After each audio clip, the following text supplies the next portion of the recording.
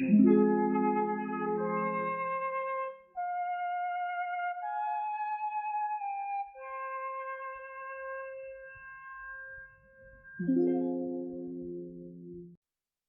Vatican Bank, officially known as the Institute for Religious Works, has been shrouded in mystery, myths, and conspiracies since its establishment in 1942. Initially created to manage funds for Catholic missions around the world, it has grown to be involved in some of the most notorious scandals of the 20th century.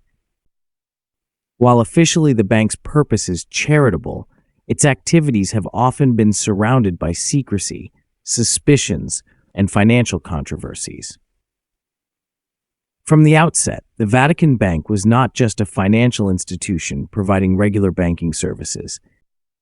Its clients are primarily Catholic missions, monasteries, religious orders, and episcopates, but alongside them, the bank has been used for more dubious financial operations. One of the most notorious events was the case of Roberto Calvi, the head of Banco Ambrosiano, which had close ties to the Vatican.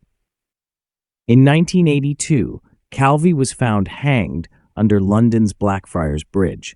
Investigations revealed that his bank had been involved in a massive financial scam. Billions of dollars were moved offshore, with part of the funds passing through the Vatican Bank. Calvi, who was a member of the P2 Freemason Lodge, died under suspicious circumstances, and his death remains one of the greatest unresolved mysteries of the 20th century. The investigation revealed that the bank served as a conduit for various questionable transactions and connections.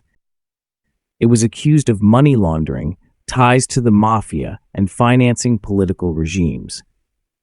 Perhaps the darkest story surrounding the Vatican Bank is the rumor of Nazi gold. Since the end of World War II, reports have emerged suggesting that gold looted by the Nazis was funneled through the Vatican Bank for secret operations.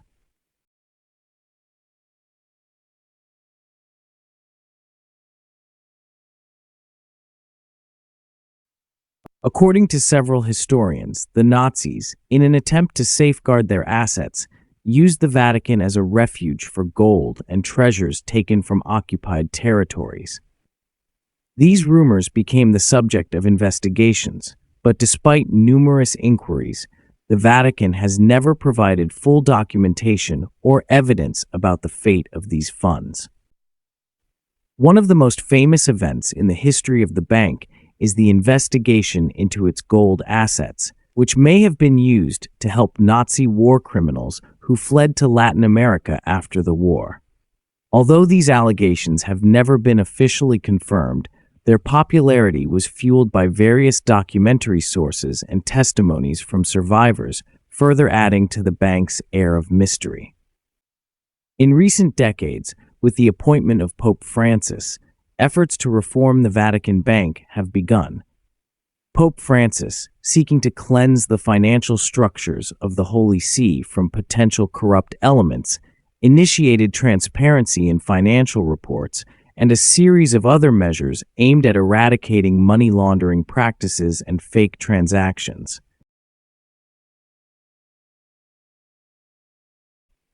As a result of these reforms, the bank became more open and less secretive.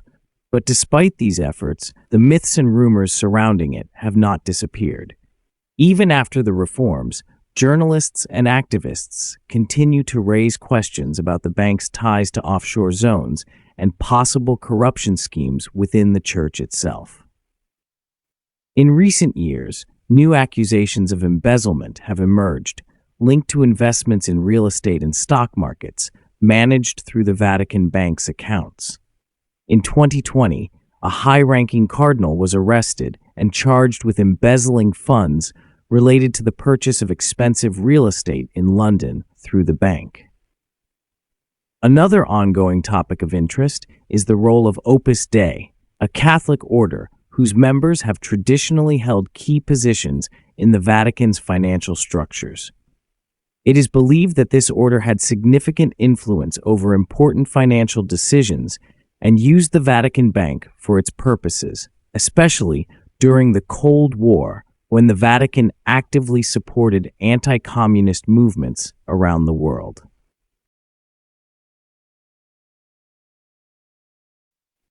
Despite efforts to reform the bank and make its operations more transparent, questions about the role of the Vatican Bank in the global financial system, its connections with the mafia and political regimes, and its involvement in financing various political movements remain unanswered. Behind its official charitable function lies one of the most secretive and enigmatic financial institutions, which continues to play a vital role not only in the Catholic Church's operations, but also in the global economy.